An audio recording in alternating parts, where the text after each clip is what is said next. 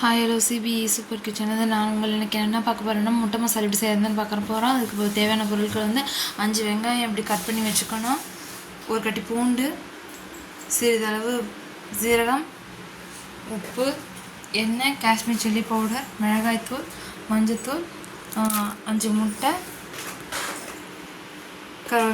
வாங்க எப்படி செய்யலான்றது வீடியோக்குள்ளே போய் பார்க்கலாம். இப்போ வந்துட்டு ஒரு மிக்ஸி ஜாரில் இந்த வெங்காயத்தை நம்ம ஆட் பண்ணிக்கணும். வெங்காயம் ஆட் பண்ணிக்கிட்டோம். நெக்ஸ்ட் வந்து பூண்டு ஆட் பண்ணிக்கிறோம். அடுத்து ஜீரகம் ஆட் பண்ணிக்க போகிறோம். ஜீரகம் ஆட் பண்ணிட்டோம். இதுக்கப்புறம் மிளகாய் தூள் ஆட் பண்ண போகிறோம். 1.25 டீஸ்பூன் காஷ்மீர் சில்லி பவுடர், ஒரு மஞ்சத்தூள், ஒரு பிஞ்ச் அளவு உப்பு, தேவையான அளவு. இதை நல்லா பேஸ்ட்டாக அரைச்சி எடுத்துக்கணும். தண்ணி ஊற்றாமல் அரைச்சி எடுத்துக்கோங்க. இதுக்கப்புறம் எப்படி செய்யலாங்கிறத வாங்க வீடியோக்குள்ளே பார்க்கலாம். அடுப்பு பற்ற வச்சுக்கோங்க. அடுப்பு பற்ற ஒரு பாத்திரத்தை வச்சுக்கோங்க. எண்ணெய் ஊற்றிக்கணும். நல்லெண்ணெய் ஆட் பண்ணிக்கலாம். இந்தளவுக்கு எண்ணெய் இருக்கட்டும். எண்ணெய் நல்லா சூடாயிரட்டும்.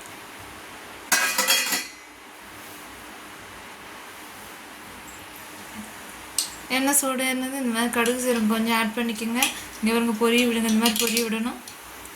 பொரிஞ்சதுக்கப்புறம் நம்ம எடுத்து வச்சுருக்கோம் பார்த்திங்கன்னா அந்த கருவேப்பிலை ஆட் பண்ணிக்க போகிறோம்.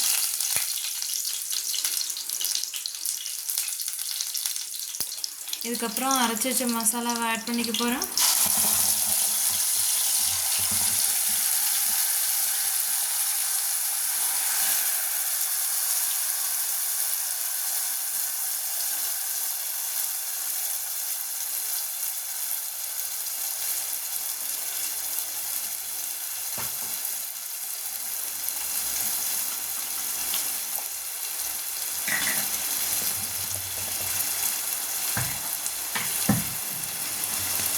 இது நல்லா பச்சை வாசம் போகிற மாதிரி இந்த மாதிரி நல்லா வதக்கி விடுங்க.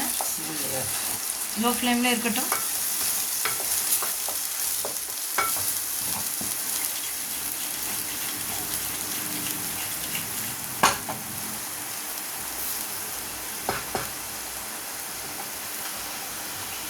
ஸ்டேஜில் வந்து நம்ம தண்ணி கொஞ்சமாக ஆட் பண்ணியிருக்கோம். இப்போ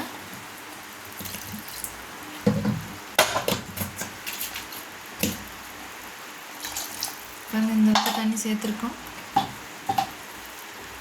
நல்லா கிளறி வதக்கி விட்டுக்குங்க. அவ்வளோதான்.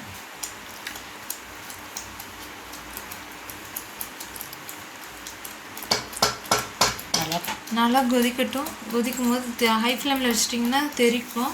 அதனால் லோ ஃப்ளேம்லேயே இருக்கட்டும். ஒரு 5 நிமிஷம் கொதிக்கட்டும்.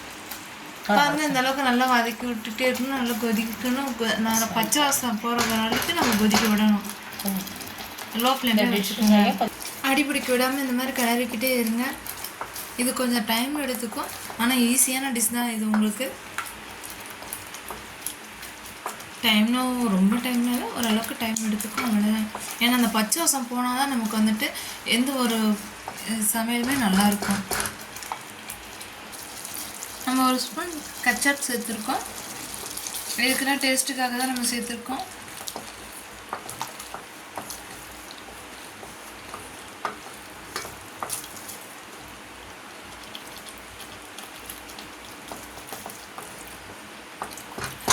ரெடி ஆகிடுச்சு. இந்த ஸ்டேஜ் வந்து நம்ம வந்து முட்டையை ஆட் பண்ணிக்கிறோம். லோ ஃப்ளேமில் தான் இருக்கணும். ஹை ஃப்ளேமில் வச்சிடாதீங்க, அடி பிடிக்க ஆரம்பிச்சிடும்.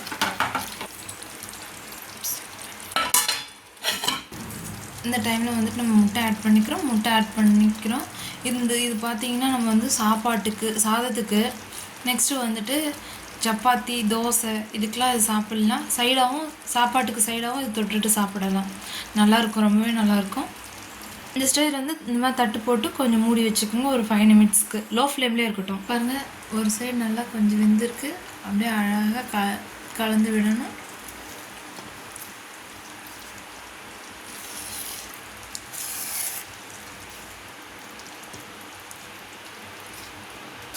வாங்க, இந்த அளவுக்கு நல்லா கலந்து விட்டுக்குங்க.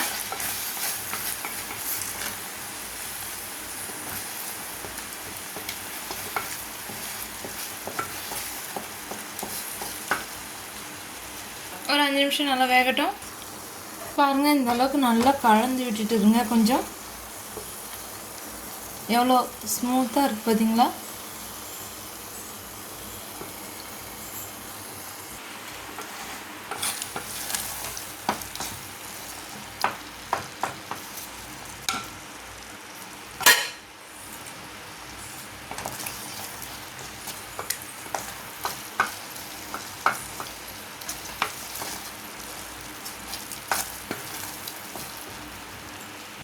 அவ்வளோதான், நம்ம முட்டை மசாலா ரெடி ஆகிடுச்சு.